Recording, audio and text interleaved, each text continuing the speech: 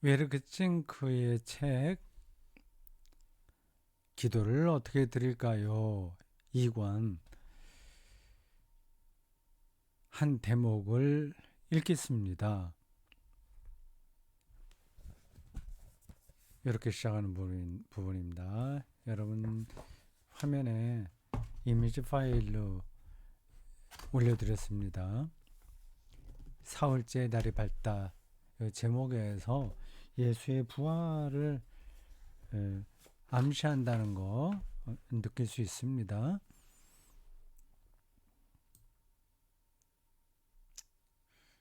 십자가에서 그분이 죽임 당한 지 사흘째 되는 날이었습니다. 제자들은 방 안에 틀어박혀 있었습니다. 그들은 문을 걸어 잠갔습니다. 그 모양은 마치 무덤 입구가 돌로 막혀 있는 것과 똑같았습니다. 이 장면이 그림처럼 전달됩니다. 두 장면을 연결시켜서 묘사하네요. 제자들이 방 안에 틀에 박혀 있는 장면과 예수님이 무덤에 묻혀 있는 장면입니다. 어둡죠. 절망적이죠. 단절되어 있습니다. 막혀 있어요.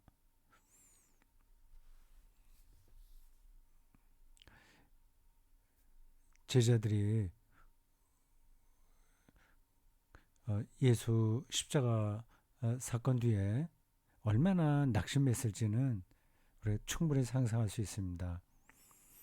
방 안에 틀에 박혀 있는 장면을 예수의 시체가 묻힌 무덤과 저렇게 연결시키는 장면이 새롭습니다. 저런 쪽으로 제가 생각해 보지 못했는데 웨르크징크를 통해서 하나 배웠습니다. 그 안에서 그들은 지나가는 사람들의 발자국 소리에도 불안해하며 몸을 떨었을 것입니다. 불안이 인간 실존의 중요한 부분이죠. 우리가 방 안에 갇혀 있지 않다고 하더라도 불안을 해소할 수가 없습니다. 실존주의 철학자들의 표현처럼 출구 없는 방과 비슷하게 우리가 삽니다.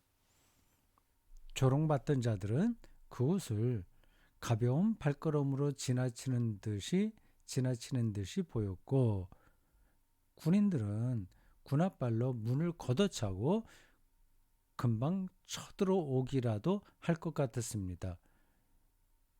십자가에 처형당한 이 천인공노할 매국노 반동주의자? 그 반동문자? 그 죄인 중에 죄인의 잔당이라고 생각하고 쳐들어올 것처럼 느끼는 거죠. 그 문은 제자들의 세계를 둘로 나누어 놓았습니다. 한 편은 폭력이고 다른 한편은 불안감이었습니다. 저쪽에서는 폭력적으로 하고 이쪽에서는 불안한 거죠. 그 당시의 상황이 그렇다는 겁니다. 로마 권력의 폭력과 죄수로 사형당한 이의 제자들의 불안감이 저렇게 교차됩니다.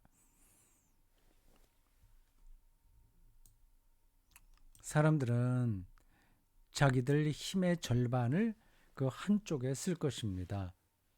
때에 따라서는 폭력적이고 때에 따라서는 불안한 거죠. 나머지 절반의 힘을 가지고 최소한의 공간에서 자유롭게 숨 쉬려고 안간힘을 다할 것입니다.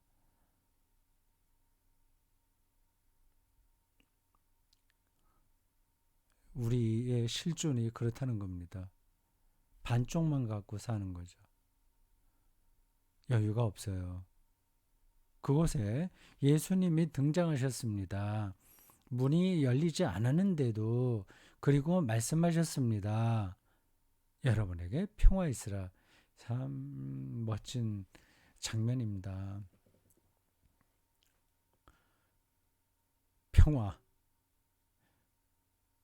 헬라어로 에이레네라고 하고 히브리어로 샬롬이라고 합니다. 예수님 당시에 히브리어는 사어였지만 샬롬 같은 거는 아마 남아 있었을 겁니다.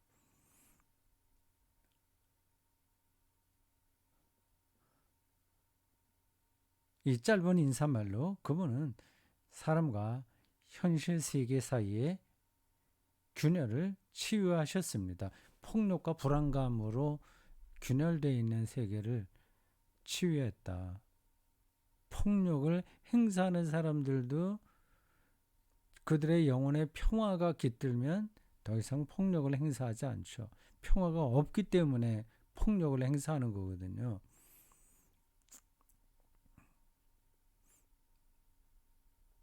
불안감도 물론이고요. 예수께서 사람들에게 짐을 덜어주는 말씀을 하셨습니다. 내 짐은 가벼우니라. 마태복음 11장 30절. 그분이 말씀하셨습니다. 가볍다고 말씀하셨습니다. 가벼움.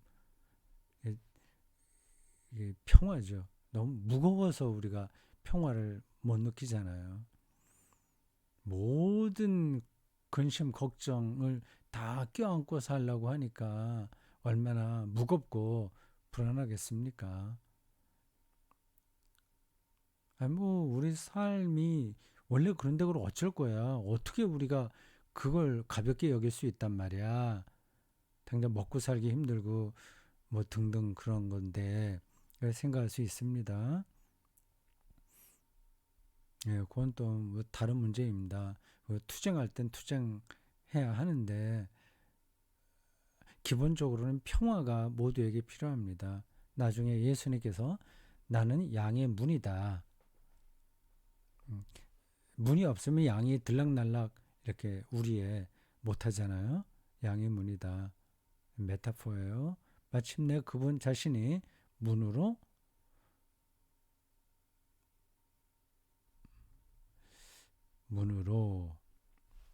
들어오셨습니다.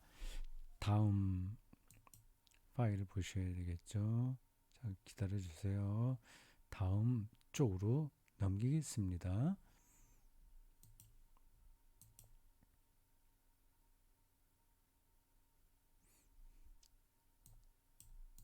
먼저 흐리게 사진으로 찍혔네요. 들어오셨습니다. 이는 부담을 주거나 강요하거나 두렵게 하는 것이 아닙니다. 오히려 사슬을 풀어주는 것이요 자유하게 하는 것입니다. 부활을 경험한 사람은 이렇게 됩니다. 부활, 그리스도인들이 귀에 못이 박히도록 듣는다는데 저걸 실질적으로 이해하는 사람들이 얼마나 되겠습니까? 그는 다른 사람에게 평화 있으라 하면 문으로 들어갑니다. 그리고 하나님으로부터 받은 구원의 선물을 주십니다. 자, 이제 기도문이 나옵니다. 나의 주, 나의 형제이신 예수님, 감사드립니다. 주님은 내게 목적지를 보여주셨습니다. 사실 나는 그것을 잘 몰랐습니다. 주님은 체포되셨으나 자유로우셨습니다.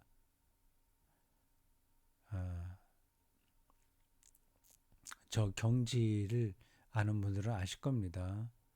체포돼도 자유로울 수 있다고 하는 겁니다. 그 부분에서 저도 주님과 같습니다.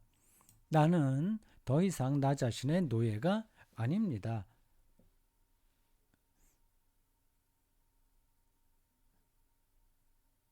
그리고 나 자신의 감옥지기가 더 이상 아닙니다. 뭐 해야 되고 뭐 지켜야 되고 뭐 염려하고 계속 우리를 평화롭지 못하게 하는 것들에 묶여 있다면 그게 노예인 거거든요. 나에게는 주님을 신뢰하지 않을 이유가 없습니다. 나는 나를 미워하지 않습니다. 나는 나 자신에게 두려워할 필요가 없습니다.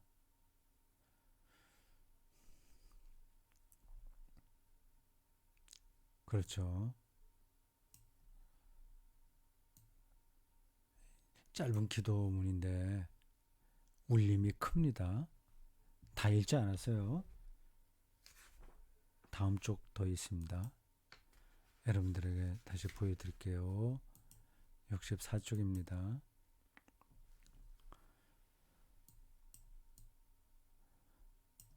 나는 내 자신에 관해 내 스스로 알고 있던 그런 사람이 아닙니다. 세상이 규정해주는 그런 사람이 아니라는 겁니다. 너는 누구 아내야, 남편이야, 누구 회사, 어느 뭐 연봉 높은 회사의 직원이야, 뭘 어떻게 해야 돼, 이런저런, 아니면 좀 못난 사람이야, 이런 게 아닙니다. 그 대신 주님께서 나에게서 무엇인가를 만들어가는 중입니다. 주님은 내게 능력을 요구하지 않으십니다. 세상에서 인정받아야 될 그런 능력, 어떤 자격시험 아닙니다. 나의 거절을 이유로 나를 판단하지 않으십니다. 나의 거절이라는 표현이 딱 적합하지는 않네요. 내 능력이 없다는 이유로 나를 판단하지 않으십니다. 그런 뜻일 텐데 나의 거절, 그거는 번역에 문제가 있는 것 같아요. 근데 어떤 뜻인지는 전달이 됐죠. 내가 어떤 일을 할 수 없는 것 때문에 나를 판단하지 않으십니다. 있는 그대로 나를 인정하십니다. 그 뜻이에요. 나는 사로잡혔으나 자유롭습니다. 나는 주님 이름으로 세례를 받았습니다. 주님과 같이 죽고 주님과 같이 산다는 거예요. 나는 주님의 빛을 반사하며 혹은 반사할 수 있으며 혹은 반사해야 하며 다 포함된 거예요. 그 자리에 머물고 있습니다. 주님의 성령으로 새로운 피조물이 되었습니다. 새로운 피조물.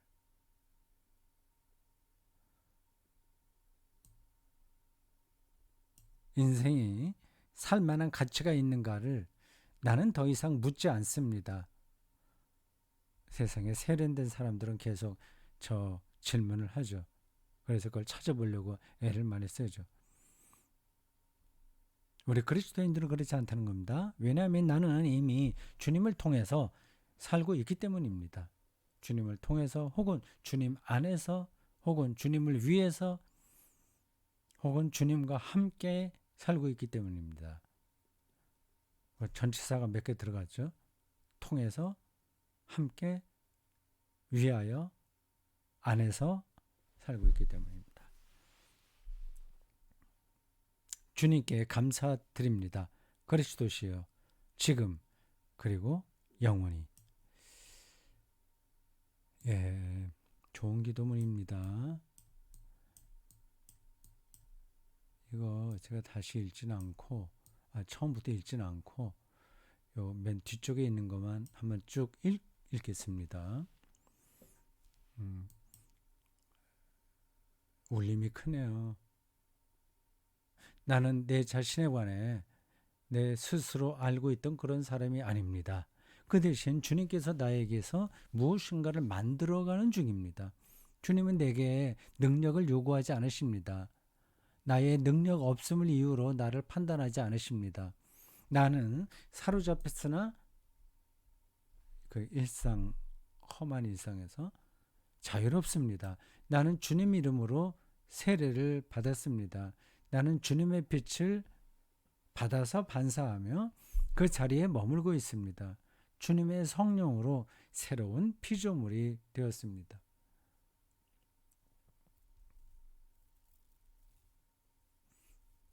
모양을 바꾸는 게 아니라 존재 자체가 달라진 거죠. 새로운 피조물. 인생이 살만한 가치가 있는가를 나는 더 이상 묻지 않습니다. 세상 사람 흉내내지 않겠다는 겁니다. 왜냐하면 나는 이미 주님을 통해서 살고 있기 때문입니다. 주님께 감사드립니다. 그리스도시요 지금 그리고 영원히 now and forever.